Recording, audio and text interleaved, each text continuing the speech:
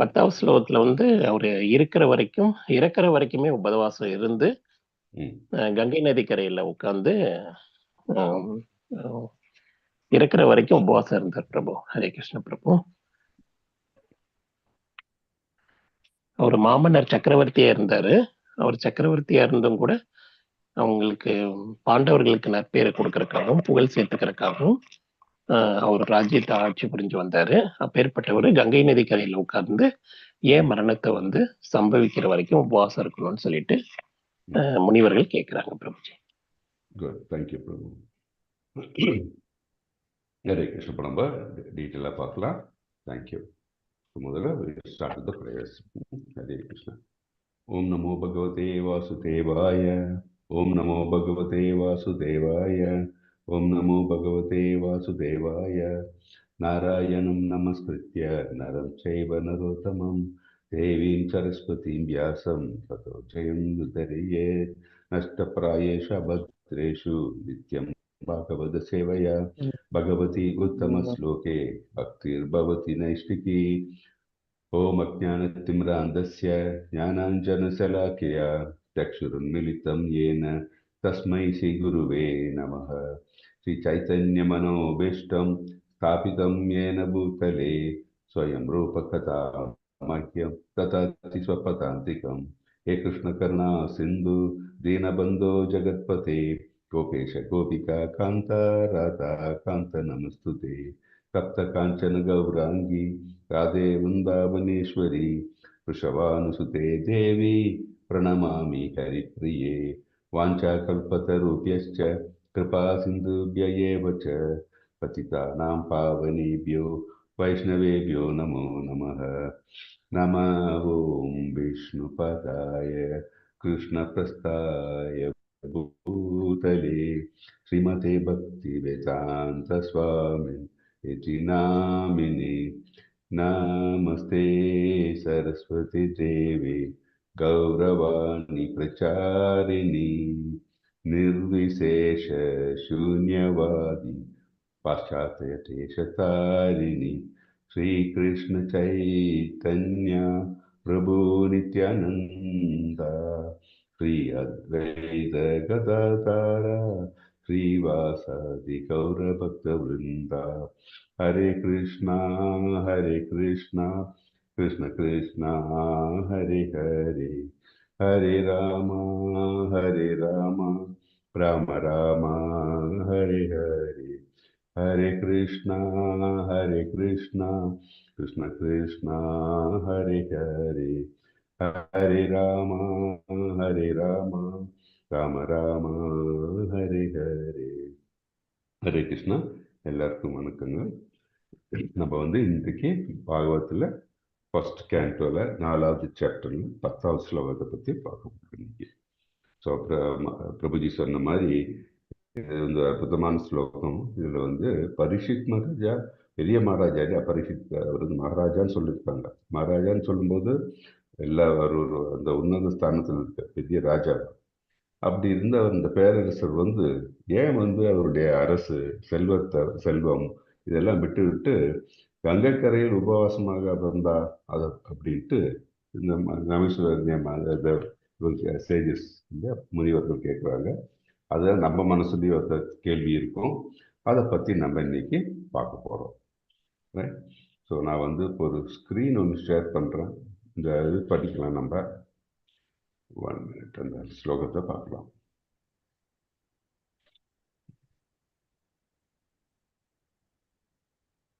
So ஸ்லோகத்தை படிக்க விரும்புகிறவங்க கை உயர்த்தலாம். ஸோ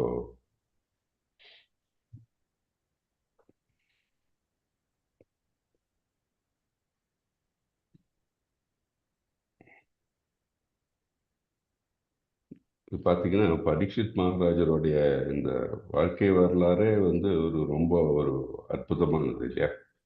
அவர் வந்து எப்படி அற்புதமானது யாரும் சொல்ல முடியுமா? பரீட்சித் மகாராஜருடைய வாழ்க்கை எப்படி அற்புதமானது யார் சொல்ல முடியும்? ஹரே கிருஷ்ண பிரபுஜி. ஹரே கிருஷ்ண பிரபு. அவரு பாண்டவர்கள் சந்ததிகளை வந்ததுனால அவங்க அப்பா பேரு தாத்தா பேர் எல்லாம் காப்பாத்துற மாதிரி அவரோட ம். ஆட்சி வந்து ரொம்ப வளமாகவும் புகழ்மிக்கதாகவும் இருந்தது. மக்கள் ஓகே. எந்த குறைகளும் இல்லாம ரொம்ப நிம்மதியா வாழ்ந்துட்டு இருந்தாங்க. ஓகே. பக்தியில இருந்தாரு. மெயினா வந்து அவர் பக்தியில இருந்தாரு. அதன்படி பக்தியில வழி இருந்தார். நடத்தினார். அதன்படி அவர் நாட்டை ஆட்சி செய்தார் இல்லையா? அதனால வந்து மக்களை அவருடைய மக்களையும் வந்து கரையேற்றற்கு முயற்சி செஞ்சாரு. முயற்சி இறுதி செய்தார். வாழ். எஸ் பிரபு. ஹரே கிருஷ்ண ஹரே மாதா கிருஷ்ணா. பிரபுஜி. ஹரே கிருஷ்ணா சொல்லுங்க பிரபு. பிரபு. சொல்லுங்க பிரபு. தாயுடைய கருள் இருக்கும்போதே ம். பகவானால காப்பாற்றப்பட்டவர் அவரு.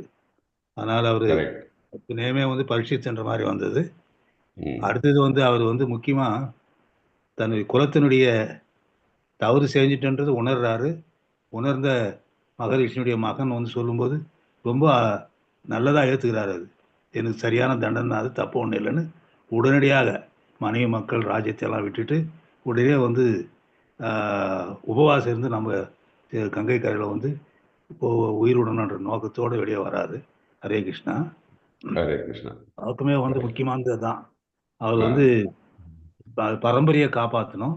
தன்னுடைய நிலைமை வந்து, அதாவது அந்த இவர் வந்து பசுமாட்டை வந்து அடிக்கும்போது கூட வந்து அவர் போய் கேட்குறாரு, செய்யக்கூடாது இந்த இடத்துல வந்து அப்படின்ட்டு. கலி வந்து சரண்டர் ஆன பிறகு தான் அவருக்கு இடம் கொடுக்குறாரு. சரண்டர் ஆகலைன்னா அவர் இடம் கொடுத்துருக்க மாட்டார். சரண்டர் எங்கே இருக்கணும்னா, ஒரு இடம் இருக்குது, நீங்கள் இந்த மாதிரி கேம்லிங் இடத்துல இருங்க.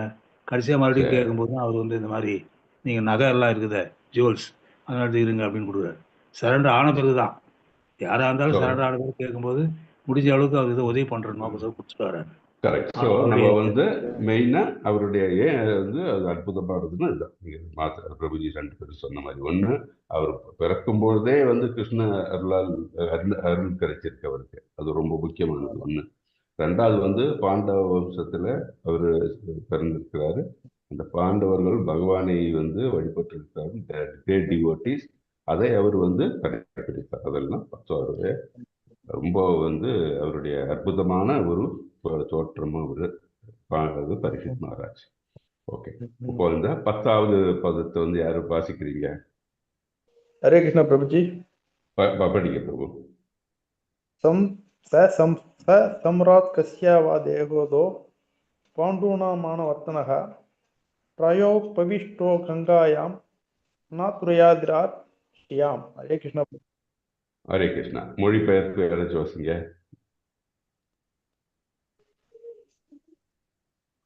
மொழிபெயர்ப்பு. அவர் பெரும் சக்கரவர்த்தியாக இருந்ததுடன் அவரது ராஜ்யத்தின் எல்லா செல்வங்களையும் தன்னுடையதாகவும் பெற்றிருந்தார். பாண்டு வம்சத்தின் கௌரவத்தை அதிகரிக்கும் அளவுக்கு அவர் மிக உயர்ந்தவராகவும் இருந்தார். அவர் ஏன் அனைத்தையும் துறந்து கங்கை கரையில் இறக்கும் வரை உபவாசம் இருந்தார். பரீட்சித் மகாராஜன் இது மொழிபெயர்ப்பு மட்டும் பார்க்கணும். Okay. Thank you Prabhu. Hare Krishna. So இப்போ நம்ம என்ன பார்த்தோம்? இப்போ ஸ்லோகத்திலிருந்து நமக்கு வந்து இந்த கேள்வி இல்லையா, அவர் பெரும் சக்கரவர்த்தியாக இருந்ததுடன் அவரது ராஜ்யத்தின் எல்லா செல்வங்களையும் தன்னுடையதாகவும் பெற்றிருந்தார் இல்லையா? அவர் பிறக்கும் பொழுதே அவருக்கு வந்து பாண்டவர்களுடைய சாம்ராஜ்யம் அவருக்கு இருந்தது இல்லையா? எல்லாம் பெற்றிருந்தார். இப்போ பாண்டு வம்சத்தின் கௌரவத்தை அதிகரிக்கும் அளவுக்கு அவர் மிகுந்த உயர்ந்தவராகவும் இருந்தார் இல்லையா? ரொம்ப உயர்ந்தவராக இருந்தார். அவர் எல்லாம் இருந்திருக்கு, அவருக்கு பக்தியும் இருந்திருக்கு. அவர் ஏன் அனைத்தையும் துறந்து கங்கை கரையில் இறக்கும் வரை உபாசம் இருந்தார்? ஸோ இந்த கேள்வி வந்து சவுந்தகம் ரிஷிகள் வந்து கேட்குறாங்க சூத்த கோச்சாரன் கிட்ட. பார்த்தீங்கன்னா நம்ம மனசுலயும் அந்த கேள்வி வந்து இருக்கு இல்லையா? ஸோ பரீட்சித் மகாராஜர் வந்து சாதாரண அரசர் இல்லைன்னு நமக்கு தெரியும் இல்லையா? பாண்டிய வம்சத்தின் மகிமையை உயர்த்திய சக்கரவர்த்தி அவர் இல்லை? அந்த மாதிரி அது நமக்கு தெரிகிறது. ஸோ இப்படி இருந்த ஒரு பெரிய அரசர் அவர் செல்வத்தையும் நாட்டையும் எதனால் நிராகரித்தார் என்பது இந்த ஸ்லோகத்தினுடைய கீ பாயிண்ட் இல்லையா? அதுதான் ரொம்ப கீ பாயிண்டா இருக்கு. ஓகே. அவருக்கு வந்து இந்த சாபத்தினால ஒரு வாரம் தான் அவருக்கு வந்து உயிரோட இருக்க முடியும்னு தெரியுது. மற்றவர்கள்லாம் என்ன சொல்லுவாங்க, நம்ம பௌதிக ஆசையில் இருக்கிறவங்க இல்லை சாதாரண ஆட்கள் என்ன சொல்லுவாங்க, பகவான்கிட்ட வந்து ப்ரே பண்ணி ஐயோ எனக்கு முதல்ல இறக்க வேணும்னு சொல்லுவாங்க இல்லையா மனசுல. அப்புறம் வேற என்ன சொல்லுவாங்க, அதே மாதிரி எனக்கு அது வேணும் இது வேணும், அவங்க பிள்ளைய பார்த்துக்கோங்க, அவங்களை பார்த்துக்கோங்க, அப்படி இப்படின்னு நிறைய கேள்வி இது வேண்டுதல் இருக்கும் கடவுள்கிட்ட. எல்லாம் வந்து பௌதிக நிலையில். ஆனால் மகாராஜா பரீட்சித் எப்படிப்பட்டவர் அவர் நம்ம பார்த்தோம் இல்லையா? இப்போ பிரபுஜி மாதாஜி எல்லாம் சொன்னீங்க என்ன, அவருடைய பரீட்சித் மகாராஜர் வந்து ரொம்ப தெய்வீக பிறவி அவரது இல்லையா? அவர் வந்து அபிமன்யுனோட மகன், அதே மாதிரி பாண்டவர்களின் பேரன், அதே மாதிரி கிருஷ்ணரால் கருவிலிருந்தே பாதுகாக்கப்பட்டவர். கருவிலிருந்து வந்து எப்பவும் அவர் கிருஷ்ண துணை உண்டு அவருக்கு. அதே மாதிரி தர்மத்தின் அடிப்படையிலான ஆட்சி புரிந்தார் இல்லையா? அவர் வந்து ஆட்சியில் வந்து எல்லாரும் சந்தோஷப்பட்டார். அதனால நமக்கு தெரியும், பிரபுஜி ஹைலைட் பண்ண மாதிரி அவர் காலத்தில் கலிக்கு வந்து ஒரு இடம் கூட இந்த ராஜ்யத்தில் கிடைக்கல. அந்த அளவுக்கு வந்து நாடு வந்து ரொம்ப நல்லபடி ஆளப்பட்டிருந்தது. மக்கள் அந்த அளவுக்கு சந்தோஷப்பட்டிருந்தார்கள். கொடுமையோ கொடூரமோ எதுவுமே இல்லாத வகையில் வந்து அவர் நாட்டை ஆண்டிருந்தார். அவருக்கு வந்து என்ன தர்மத்தின் அடிப்படையிலான ஆட்சி இல்லையா? அது பார்த்தோம். எதனால இந்த மாதிரிலாம் பண்ண முடியும் அவருக்கு அப்படின்னா, அவர் கிருஷ்ண பக்தியை மையமாக கொண்டு அவர் பாண்டவர்கள் புகழையும் உயர்த்தி அவர் தர்ம ஆட்சியினை அவர் வந்து தொடர்ந்தார் இல்லையா? தெரியும் நமக்கு அகர்ம நிலை இல்லையா? நம்ம எந்த செயலையும் வந்து பகவானை முன்னிறுத்தி பகவானுக்காக அவரை திருப்திப்படுத்தக்கூடிய செயல்களை நாம் செய்யும்பொழுது என்ன அது உயர்ந்த செயலாகிறது. அந்த மாதிரி நிலையில வந்து பரீட்சித் மகாராஜர் வந்து இந்த அவருடைய சாம்ராஜ்யத்தை ஆண்டு கொண்டிருந்தார். ஸோ இதுக்கெல்லாம் பார்த்தீங்கன்னா பேசிக்கலி வந்து பார்த்தீங்கன்னா அவரோட இஸ் அ டிவோட்டி. அது ரொம்ப முக்கியம். அவர் ஒரு பக்தர், சிறந்த பக்தர். அதனால தான் அவருக்கு அந்த மாதிரி செய்ய முடிஞ்சது. அது மட்டும் இல்லாமல் அவர் வந்து கிருஷ்ண கிருபைன்னு அவர் நேரடி சாட்சி. பிறக்கும் போதே அவர் வந்து கிருஷ்ண கிருபை பெற்றிருந்தவர். அந்த நிலையில இருக்கார். ஸோ இன்னொரு கொஸ்டின், ஓகே, நமக்கு ஏன் செல்வத்தை நிராகரிக்க வேண்டும்? அப்படியே ஆண்டிருக்கலாம், இந்த ஒரு வாரம் கூட ஆண்டிருக்கலாம் இல்லையா? அவர் ஏன் ஆளவில்லை விற்காரன்னு சொல்ல முடியும். அவரே ஆண்டிருக்கலாம் மரணப்படுற வரைக்கும். பின்னே அவர் நிராகரித்தார் செல்வத்தை. சொல்லுங்க மாதாஜி. எதனால அவர் ராஜ்யத்தை துறந்தார்? அவர் அப்படியே ராஜ்யத்தை ஆண்டிருக்கலாம், இல்லை கண்டினியூ வந்து ஒரு வாரம் கூட ஆண்டிருக்கலாம். எல்லா செல்வங்களும் இருந்து அவர் வந்து இன்னும் 7 நாள்ல இறக்க போவோம் அப்படின்னு தெரிஞ்சுட்டு அதனால கடவுளை நினைக்கணும் அப்படின்னு சொல்லிட்டு அவர் வந்து ராஜ்யத்தை ஆளும் போதே கடவுளை நினைக்கலாம் இல்லையா?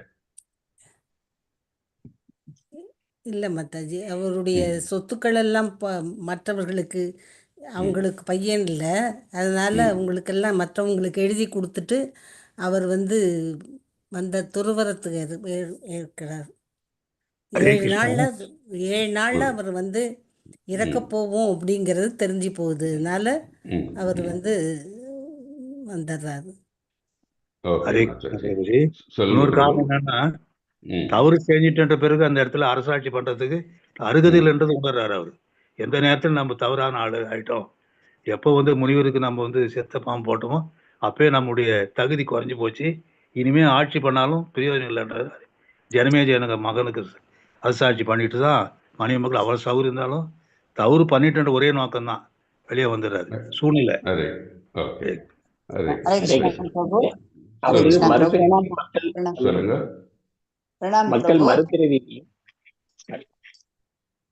இறக்க போற நேரத்துல நம்ம செய்யக்கூடியது என்னன்னு தெரிஞ்சு, இருக்க போறதே ஒரே ஒரு வாரம் தான். இந்த ஒரு வாரத்துல நம்ம என்ன செய்யணும் அப்படின்னு சொல்லி நமக்கு ஒரு பாடமா, வாழ்க்கை பாடமா எடுத்து காட்டுறாருங்க பிரபு. இது வந்து தெரியுது. அதனால அவரு கேக்குறாரு என்ன செய்யணும். அரசாட்சியில் இருந்துகிட்டே பக்தி பண்ணலாம், இருந்தாலும் இருக்கிறதே ஒரு வாரம் தான், முழுமையா செய்தாலும் என்ன செய்யணும் அப்படின்னு சொல்லிட்டு அவரு தெரிஞ்சுக்கிறாரு, தெரியறதுக்காக.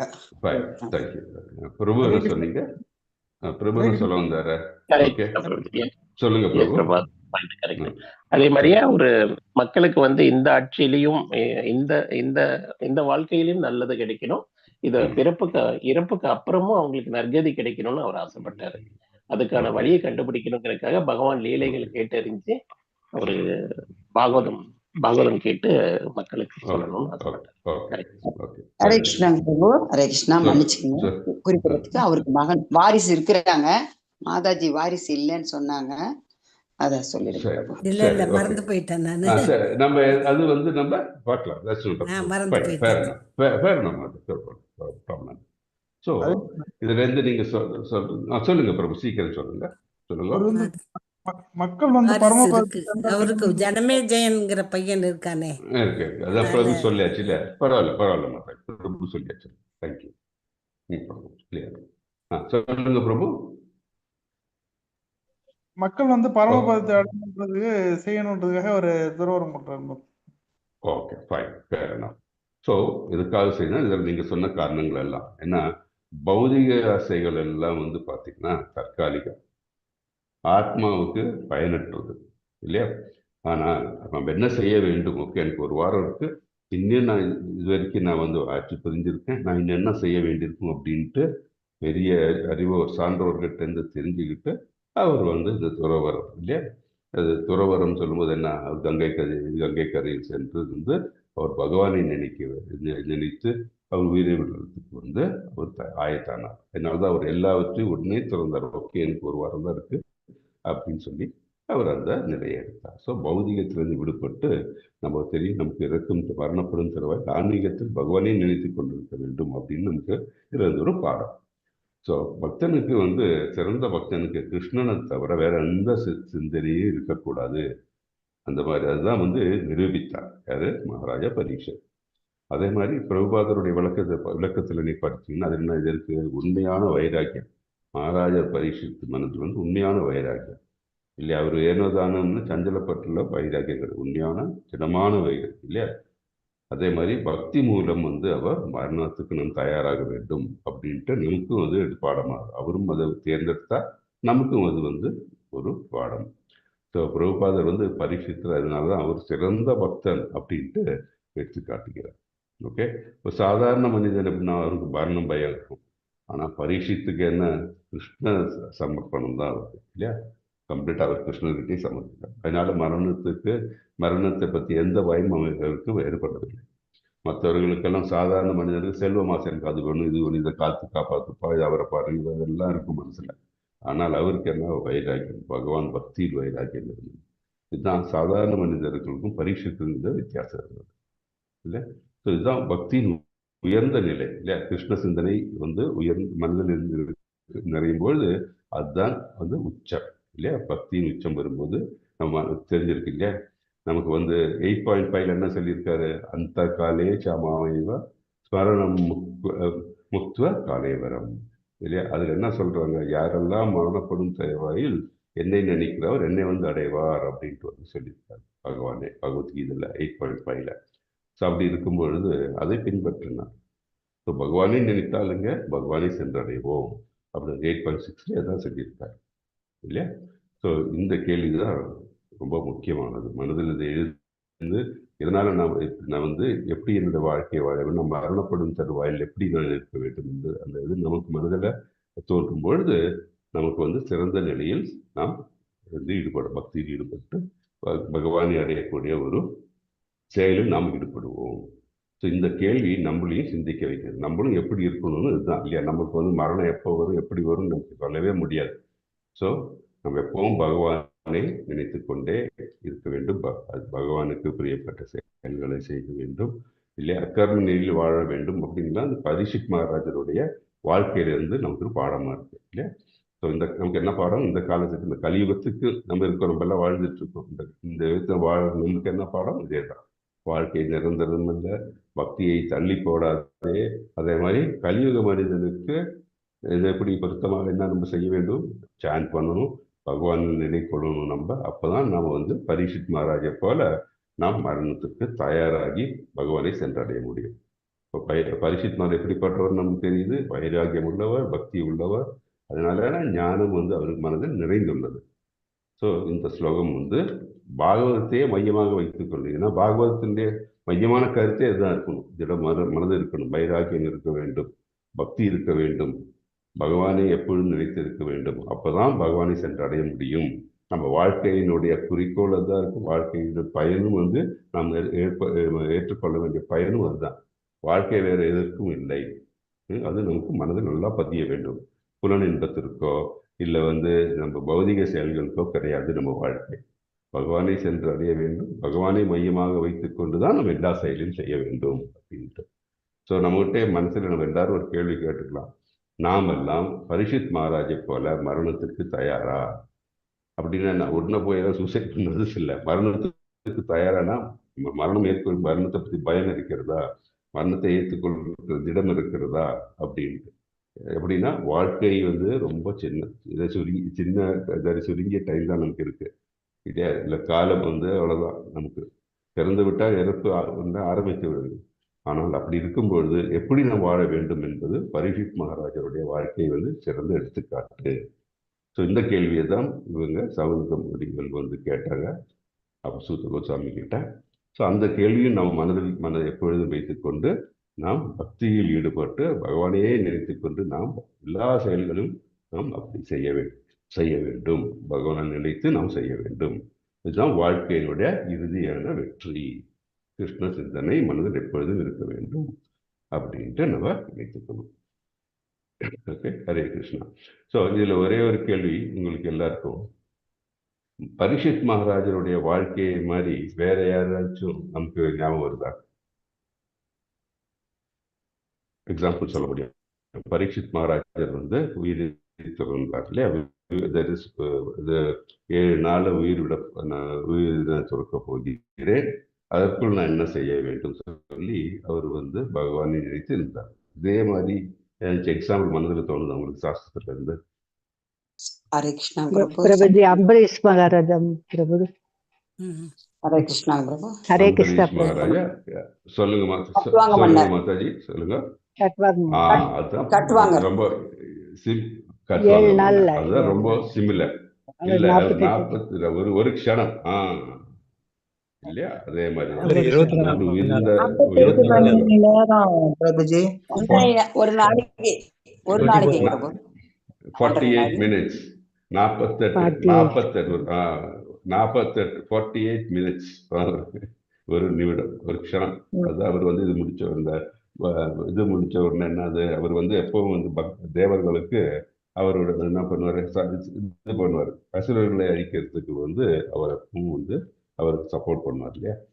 ஸோ அது மாதிரி தேவர்கள் அதனால திருப்திப்பட்ட போது கேட்குறாருங்க அவர்கிட்ட, உங்களுக்கு வந்து ஏதாச்சும் வறுமை ஏதாச்சும் வேணுமா, என்ன நீங்கள் எந்த கேட்டாலும் உங்களுக்கு தரேன் அப்படின்ட்டு. அப்போ அவர் தான் கேட்குறேன், நான் எப்போ இறக்க போகிறேன் கேட்கும்போது என்ன சொல்கிறாங்க, உனக்கு வந்து மரணம் உடனே, அதாவது ஒரு க்ஷணத்தில் மரணம் வர சான்சஸ் இருக்கு அப்படின்னு சொன்னாங்க. சான்சஸ் இல்லை, ஒரு க்ஷணத்தில் மரணம் வரும் அப்படின்னு சொல்லியிருக்கு. உடனே அவர் என்ன செஞ்சார், எல்லாத்தையும் திறந்து அந்த இடத்திலே இருந்து பகவானை நினைத்து அவர் வந்து பகவானை சென்றடைந்தார். ஸோ இதுதான் வந்து நம்ம மனசில் எப்பவும் வச்சிருக்கணும். எப்பவும் பகவானை நினைத்து நம்ம இந்த மரணம் அப்படி பயப்படக்கூடாது. அது ஒரு ஆப்பர்ச்சுனிட்டி நம்ம வந்து பகவானை சென்றடைகிறதுக்கு. அதற்கு என்ன தேவை? மனதில் பக்தி இருக்க வேண்டும். பக்தி என்ன அந்த டைமில் மட்டும்தான் பக்தி இல்லை, அந்த டைமில் பகவானை நினைக்கிறதுக்குன்னா நம்ம வந்து வாழ்நாள் ப்ராக்டிஸ் பண்ணணும், பக்தியில் இருக்க வேண்டும், கடைபிடிக்க வேண்டும். அப்போ தான் நம்ம மனதில் அது எந்தவித தடங்கள், எந்தவித ஒரு தட் இஸ் இம்பெடிமெண்ட்ஸ், எதுவும் தடங்கள் இல்லாமல் உடனே நம்ம பகவானை நினைக்க முடியும். இல்லாட்டி நம்ம எந்த நிலையில் இருக்க போகிறோமோ, எப்படி இருக்க போகிறோமோ நமக்கு தெரியாது நம்மளுடைய கடைசி காலத்தில். ஸோ மனதில் எப்பவும் கிருஷ்ணர் இருந்தாருன்னா அது அந்த சிந்தனை எப்போவுமே இருக்குது. இல்லைன்னா அந்த டைமில் பார்த்துக்கலாம், உடனே அந்த டைமில் மட்டும் எனக்கு பக்தி தனியாக வந்துடும், கிருஷ்ணரை நினைக்க முடியும்னு சொன்னால் அது முடியாத காரியம், கஷ்டமான காரியம் அப்படின்ட்டு நமக்கு தெரிகிறது. ஸோ பரீட்சித் மகாராஜருடைய வாழ்க்கை நமக்கு ரொம்ப இது ஒரு உயர்ந்த பாடத்தை நமக்கு எடுத்துரைக்கிறது. ஸோ இந்த ஸ்லோகம் வந்து ரொம்ப அற்புதமான ஸ்லோகம். நம்மளை வந்து வாழ்க்கையிலே நம்மளுடைய உண்மையான நிலையை வந்து நமக்கு உணர்த்தி கொடுக்கிறது. அதே மாதிரி நாம் என்ன செய்ய வேண்டும் அப்படின்றும் நமக்கு உணர்த்துகிறது. ஹரே கிருஷ்ணா. ஸோ இதோட நம்ம வந்து இன்னைக்கு இந்த செஷன் முடிச்சுக்கிறேன். எனக்கு கொஸ்டின்ஸ் இருந்தால் 1-2 கொஸ்டின்ஸ் எடுக்கலாம். ஹரே கிருஷ்ணா.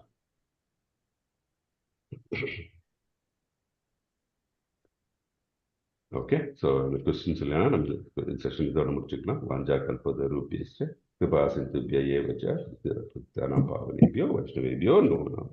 அனந்த கோடி வைஷ்ணவிருந்த கி ஜெய், ஸ்ரீலா பிரபுபாத் கி ஜெய், நமாச்சார்யா ஹரிதாஸ் தாக்கூர் கி Jai. All glories to the assembled devotees. Hare Krishna. Thank you so much. So நம்ம வீண்டும் we will meet shortly.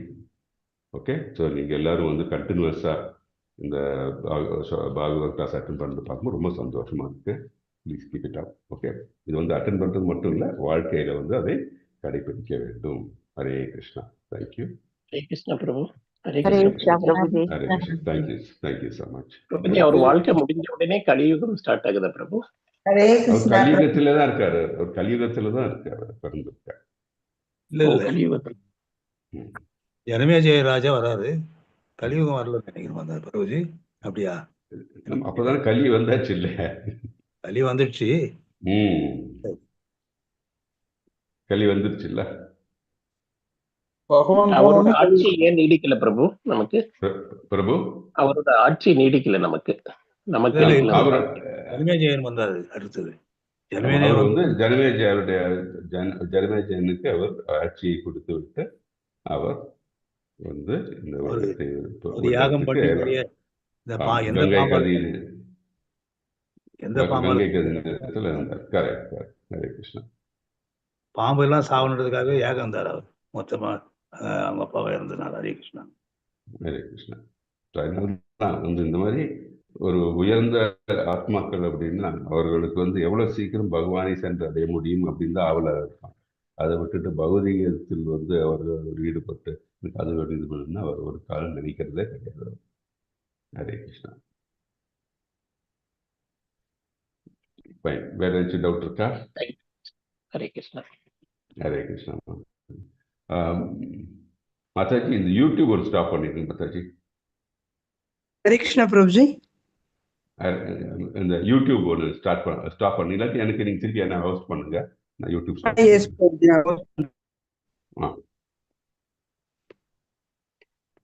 Hare Krishna.